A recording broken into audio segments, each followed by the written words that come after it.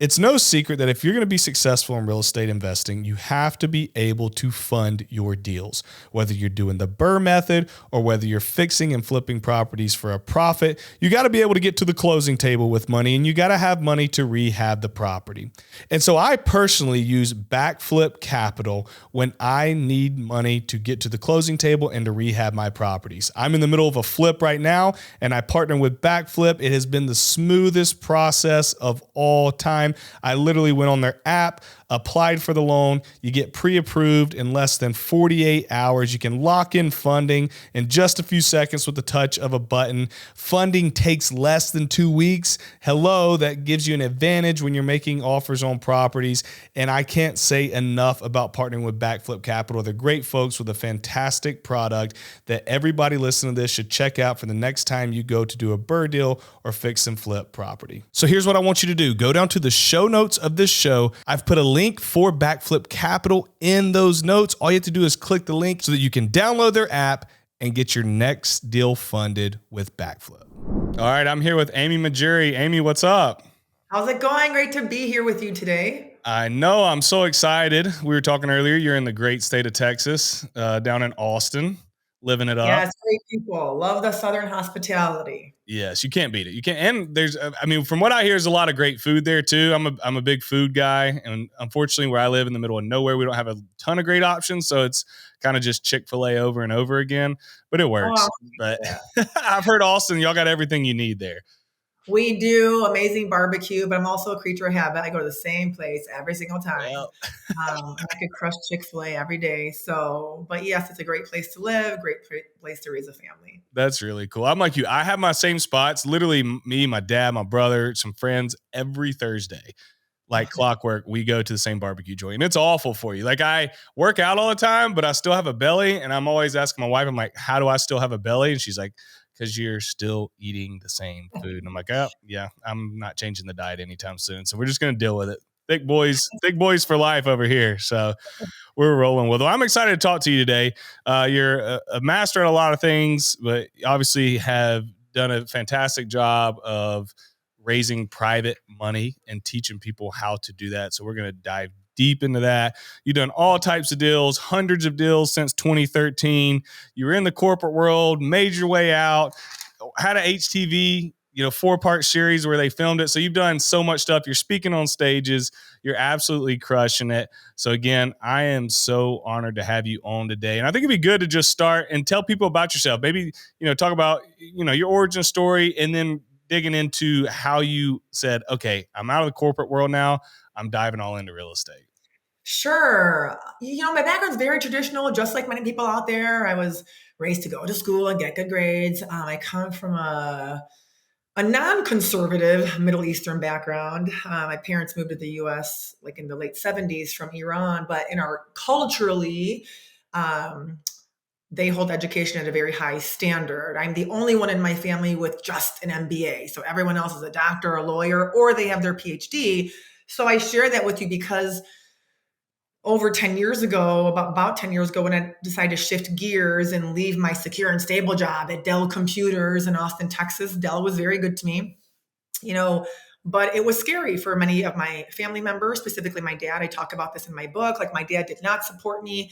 The older I got, the more I realized it was just out of fear. I had people in my family pursue entrepreneurship and they were not successful. So, now my dad's like youngest daughter wants to leave this respectful job and, figure life out in an industry I knew nothing about. So, I had a lot of haters. A lot of my friends thought I was crazy. I lost 3 of my best girlfriends along the way. I've always been a person of confidence. And whenever I set a goal, I always crush it. So, what I decided to do was, even though I was working at Dell, I thought I was dabbling in real estate just for fun as a side hustle. I want to go flip a couple of houses, make some money to go travel or blow it on stupid stuff. Well, it's crazy because even as a side hustle, I still wanted results fast. I wanted to minimize my mistakes, right? Lessons learned. So I still invested in coaching. So I was a brand new real estate investor. I wanted to flip a couple of houses, work in my full-time job at Dell, swipe the credit card for $25,000, enrolled into a coaching program. And they taught me everything from hiring contractors, analyzing deals, building your team, all that stuff. but no one has ever taught the money side of it. So I never knew I was good at raising money. So I'm working this job at Dell. I'm trying to reach my goal of flipping 2 houses on the side as just a hobby while I pursued what I thought was my dream job with Nike in Portland, Oregon. But because of my ability to raise capital, I ended up buying, renovating, and selling 10 high end properties in downtown Chicago my very first year as a brand new real estate investor while working my job at Dell. And so 1 year into that process, yeah, sure, the earning potential was nice. I'm a very transparent person. I don't sugarcoat, I don't hide anything. I probably share too much. But I had an MBA and I was at Dell for 14 years, grossing $87,000 a year. Like, to me, that's crazy. And so I quickly realized the false security of a 9 to 5 Mm. wasn't going to allow me to experience the things I wanted to experience in life. But more importantly, I really fell in love with the transformation process. So I finally left my job at Dell and I pursued real estate full time. And then it just had a snowball effect on everything. But that's how I got started. Wow, that is quite the story. I had to ask, what does it feel like? So I know what other people think when you're walking away from that job, but what did it feel like for you? I know like there had to be like a little bit of like hesitation. What am I doing here? So actually, in the beginning, yes. And I just shared this story at an event we just wrapped up. Those who know me know I'm very stubborn. I have a greedy side. It's something I still work on personally and professionally. So when I was working my job at Dell, because I had an MBA and because I was there for 14 years, like I told myself, I'm not leaving without a severance package. I would call up my VP like every month. You got anything? You got anything? You got anything? And eventually, because my heart was in real estate, I was starting to slack on my performance at Mm. Dell. And I left on great terms. Everyone still loves me, vice versa. I keep in touch with many people. But, I think a part of why I was hanging on was, yeah, I wanted to make sure that real estate was working and I had money coming in. I'm not a saver. I don't have a 6 month savings account still. I don't do that. So one day I packed up my bags. I left Chicago. I'm living in California. And one of my bosses at Dell called me. He was like a second or third level boss. And he goes, Amy, I just stepped out of an executive review. They're about to put you on a performance improvement plan. Please quit your job. So I was like, fine. Okay. So I called up my first level boss at the time. And this is me just continuing to be stubborn. And, most people quit, they give their boss a 2 week notice. So I called up my boss, still trying to get that severance package. And I'm like, hey, just so you know, like I'm calling to give you my 3 month resignation. And he's like, 3 months? He's like, most people give us two. And I was like, well, I guess I can deal with two, but there's a lot I got to train my backfill on. There was nothing. Right? I was just trying to squeeze them for as much as I could get. But at that point, I knew I had built an amazing power team. I was good at raising money. I had good deal flow. So the nerves went away once you start to prove the system works, right? Mm. That's a great point. When you start figuring out what all clicks and how it goes together, it's not as fearful anymore because you have a plan.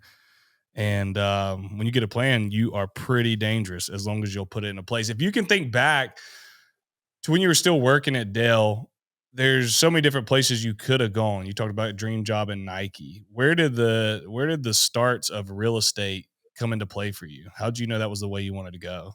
So for me, I think I started to really love the process of building my own team, working with whomever I want to work with, like living in gym clothes 24/7. I mean, that was important to me, not having to get dressed up, not having to drive anywhere, like building my own schedule, being my own boss. And this is what's so crazy. When I worked at Dell for 14 years, I was never a manager of people. I was always an individual contributor. Mm. So I think it was a lot of like the creative side of building my team, of experiencing these transformations with these homes. But it was about 6 months in that I started to see that. And then, yes, 1 year in, when I saw the earning potential, like earlier I said, I was grossing 87,000. My very first year, when I flipped those 10 properties, including some losses I took, I still ended up netting north of 120. So it Wow. was a combination of there was no cap to my earning potential financially, but also the freedom and flexibility to do whatever I want and Mm. work with whomever I want.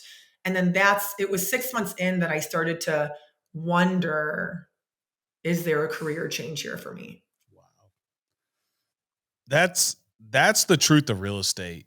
is it's not necessarily about the asset. It is. Let me take that back. There's a lot of good things about the asset, but it's like you said, it gave you freedom, it gave you choice. And that's what we're all after. That's what people listening to this podcast are after. That's what I was after. That's what you were after. People have this idea that, well, what am I going to do if I'm retired or financially free or can do what I want? I don't want to just sit around. That's not the Mhm. point. The point isn't to sit around. The point is to be able to wake up every day and choose, what am I going to do today? I say what I'm going to do today. I say what I'm going to wear today, where I'm going to go. Right. And the fact that you, me, and thousands of others have tapped into that should be, hopefully, is an inspiration to everyone who's still sitting on the sidelines and hasn't crossed that line in the sand. It is obtainable. It works. It happens. And by golly, it is a great feeling when you get there, and it's amazing that you've done it. When did you figure out you're good at raising money? Because most people, that is a roadblock. I mean, I do polls on my Instagram asking, what's one of your biggest roadblocks in real estate? Why hadn't you bought? What questions do you have? And it always leads back to funding. And funding is extremely important, but I'm like, bro, we got to get deals first. Like, let's worry about funding later. So how'd you figure it out? Because raising private capital is not just snap your fingers and you do it. Right. And I agree with you. And it was on my second deal. So I always say, so very early on, a few months in, because on my very first deal, I always say that was my first mistake, my first lesson learned. And people don't understand that because I turned a small profit. It was, I don't know, $20,000, $30,000 profit in 4 months. And the reason why that first deal was my first lesson learned is because I was so busy building my team, looking for deals. I had not prioritized the concept of raising private money.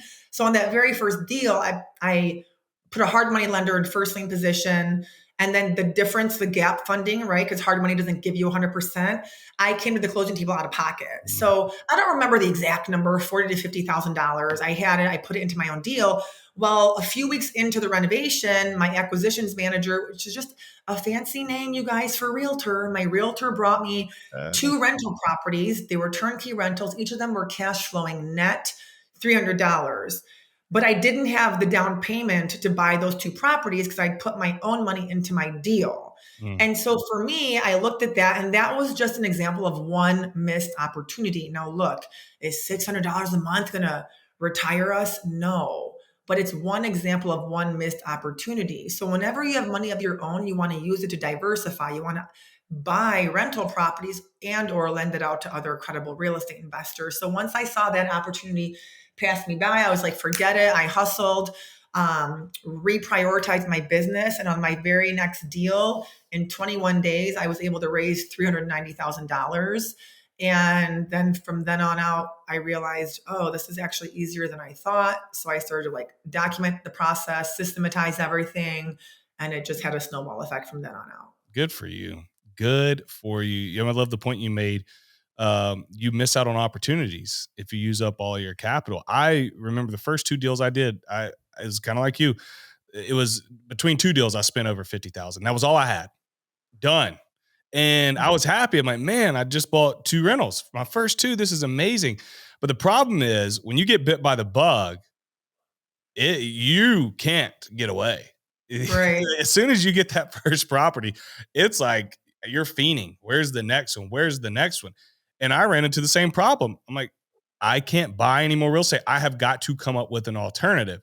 And mine was the same as you. I was like, I got to go ask people for money. And it's not, and I want to talk about, the whole process of doing that, but it's not as hard as you think. I always throw the statistics. There's 7 billion people on planet Earth. There's 350 million people in the US. All you need is one. Right. You don't need any more than one private lender to start. And then from there, you can build credibility and build more. But the day that you realize that having those people in your corner, you realize the importance of it, your real estate game is going to change because your returns are going to go up, your scalability is going to go up, and Right. you're living proof of that. Yeah. I always say, it's not a matter of opinion. It's a fact. The only way to grow and scale your real estate business is by raising private money. No matter how much money you have, no matter how deep your pockets are, we are still going to be limited on what we can do if we're using our own money. When I set out on my real estate journey 5 years ago, I wasn't exactly sure what the outcome was going to be, but I knew based on history that people who had bought this asset and held it over time, it had completely changed their lives. It had given them life-changing wealth. It had given them time freedom, and it had given them financial freedom. And I knew that I wanted that for myself and my family. Fast forward from 2018 to today, and it has completely changed our lives. It has completely changed my family tree because I said yes. I took that step forward into buying this asset that has proven itself time and time again for centuries. And so if you're still on the sidelines and you have yet to start buying real estate, or maybe you have a few properties, but you've ran into roadblocks and you haven't been able to scale and add the volume you needed to have that huge impact on your life, then I want to invite you into our Rental Academy community, where you're going to be linked up with investors all across the country. You're going to have coaching multiple times a week from myself and our entire panel of world-class coaches. You're going to be given all the knowledge and know-how that you need to be successful in real estate, the calculators, the templates, the guides, the lending partners, the insurance partners, the LLC partners, all of it. We're going to teach you everything you need to know to be successful in real estate investing. And then we're going to be there with you along the journey, hold your hand and guide you so that you can have the opportunity to reach and achieve financial freedom like I and so many of our students and people across the country have. So when you're ready to say yes, text the word WIN, W-I-N, to 871-861-9264. Set up a time to chat with myself or somebody on our team so that we can go on this journey with you and help you achieve the life of your dreams. That's good stuff. So let's talk about how we do it. Everybody's listening here like, oh, great stories. Awesome. I'm glad you did it. How do I do it? So how do we do it? Yep. Start with the beginning. Where do we start?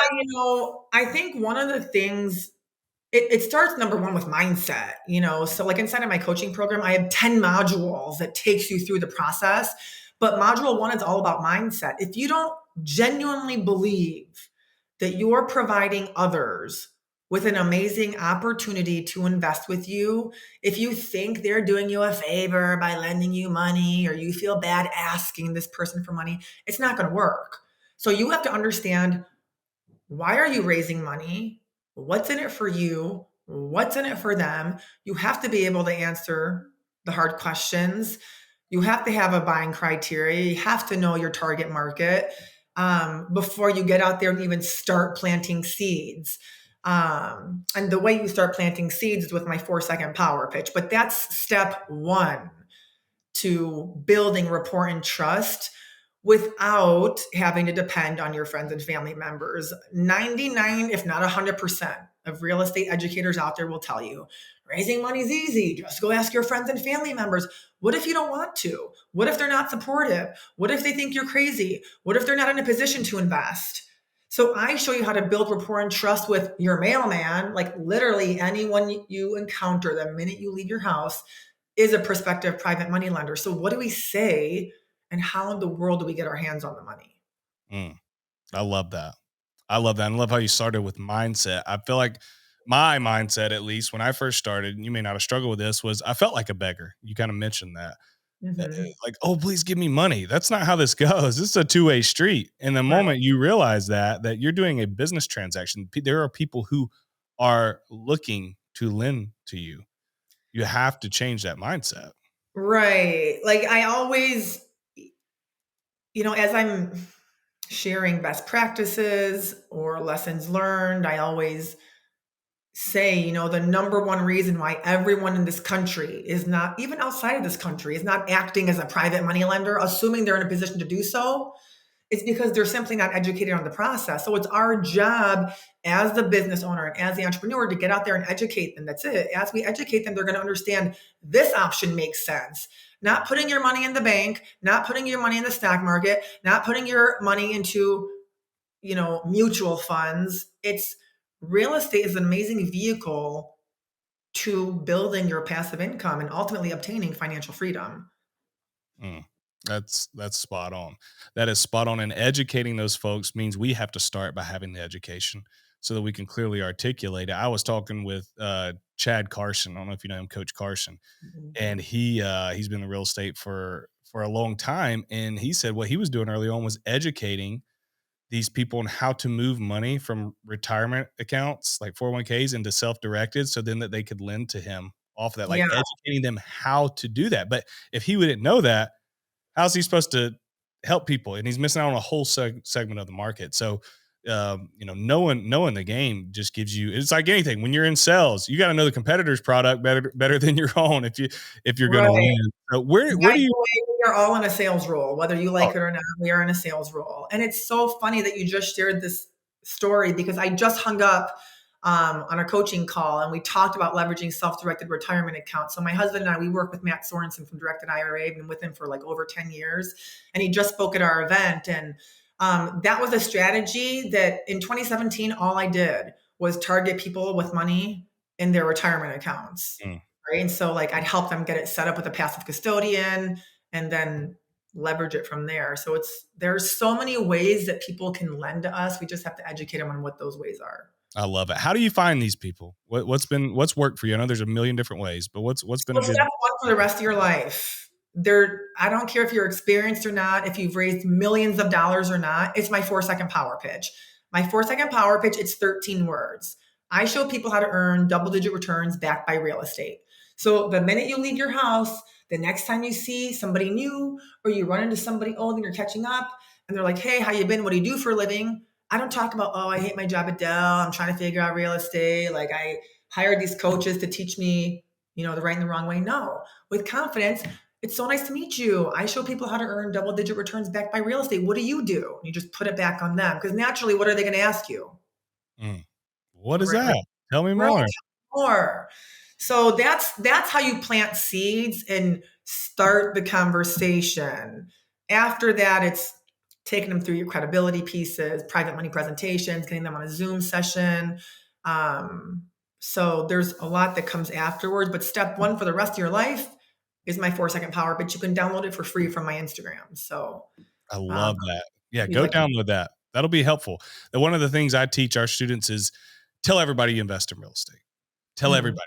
Everybody you want. Put it on Facebook, put it on Instagram, tell the guy at church, tell the person when you're picking up your kids from school, when you're at the YMCA in your class, I invest in real estate. I invest in real estate. Yeah. I invest in real estate. And it will open up so many doors. I can tell you in my town, the locksmiths know I invest in real estate, the contractors, the property managers, everybody knows I invest in real estate. And that's a great place to start. That is a fantastic people. I feel like there's this misconception that people think that you have to go to this certain thing. There's just this certain place where all the private lenders hang out. The Right. private lenders are around you every day. They just don't know it, and you just don't know it. And so you got to find them, mine those people out, mine them out. They're there. Yeah, no, you're absolutely right. And so we are the same, you and I. When people found out raising money for me was so easy, they would say, "Oh, well, that's just because you targeted your friends and family members." No, never, because I'm stubborn and they weren't supportive. And then when they heard that, they said, "Oh, well, then what list did you buy?" Still till this day, 10 years later, I've never cold called. I've never launched a direct mail campaign to high net worth clients. You can, but to your point, it's just be a normal person. Get out there and talk to people, announce who you are and what you do, and like that is your priority. Nobody, like, don't even talk about the other stuff. Yep. Just talk about real estate. Yep. And I'll take it a step further. If you want to dial down a more specific place, go to local real estate hangouts and meetups. Mhm. There's no better place you could start. Go tell everybody because that's easy. That's daily. That's repetition. And then go to the places where investors are. And I'm thinking of two people right now that by their third real estate meetup, they had a private lender. Yeah. Just boom, and that's I'd say that's probably normal. Could depend on your personality. Could you get one quicker on the first meeting? Probably, but they probably went the first time a little nervous, a little shy, introduced themselves. Second time, kind of bebopping a little bit more. Third time, it's like, oh, I know you guys now. This is what I'm doing. Does anybody want to partner? Yeah. Boom, got the trust, got the relationship. Then you just go and deliver. Do what you say you're going to do, and essentially they'll never leave you. And you'll get to the point where you probably are at, where I've been, where it's not who's going to lend to me, it's who am I going to choose to be my lender on this deal. Exactly. Yeah. We don't need their money. They need us. Mm. So I have no time for people who bully me around with their wealth or their alleged power. Ain't nobody got time for that. So we are going to shut people down if they don't align with our ethics and morale, and only work with the PMLs who we actually enjoy and want to spend time with. And also, don't just limit yourself to raising money from other real estate professionals or from people with money. Like, right? So how do we get creative and think outside the box? Like, why not target entrepreneurs, other business owners, go to high ticket fundraising events, right? Start to put yourself into environments where there are people with money. It doesn't just have to be other real estate professionals. So, when I first got started 10 years ago, I was single, living in downtown Chicago, going to my all time favorite dive bar, Snickers, like 3 nights a week. My mom's here listening. She's probably going to be not approving that I'm sharing this on an interview. It's like, what are you willing to sacrifice? So I stopped going to Snickers 3 nights a week, and I would go like to the Chicago Auto Show, or like to the Bears Gala, or box seats to a Bears game or a Cubs game, right? So start to diversify and think about, what are you willing to sacrifice? And is it really a sacrifice if you're working towards like crushing your goals? Yeah. Have you ever heard of people, not you, just asking the audience, have you guys ever heard of people paying $25, $40, $50, $100,000 to be in these masterminds, and it costs them that per year? People do it all the time. And if you're stuck at I want to say this respectfully, if you're stuck in a way of looking at money that you don't quite look at it like the wealthy do yet, you can't comprehend why people do that. Right. It doesn't make sense. But when you have your eyes open to how money works and how proximity and networking and relationships and trust are the things that keep the world revolving around, you look and you say, oh, that $50,000 mastermind where I'm in there with 100 other high net worth, high performing entrepreneurs, business people, investors who are going to invest in my funds, who are going to invest in my deals are there. It's a no-brainer. Because I used to be in that position. It's like, why would you ever pay? You're talking about sitting in box seats. Why would I ever pay for box seats? I don't pay. I sit upper deck. Well, you're going to sit with upper deck people. Yeah. Okay? There's nothing wrong with those people. Not talking about the people themselves. We're talking about strict money here. You go sit in a box, you can start having different conversations. Yeah. I mean, and this goes back to mindset, right? It's not a cost, it's an investment. If you don't see it that way, you are not going to have success. Like, get out of the industry right now. Right. So I've invested, as is my husband, multiple six figures in personal development, professional development. It's like, I had 2 therapists, and it's always like, how can we be better, do better, grow and scale? So yeah, it's powerful. It is powerful. You need a community of people who are thinking like you, so that you can get to where you want to go. What have you found to hell? And I know I'm going to ask you to spell out a whole presentation here so we can keep it high level, but give the audience an idea of when you have a deal, right? You've kind of built the relationship. People know what you're doing. You got a deal.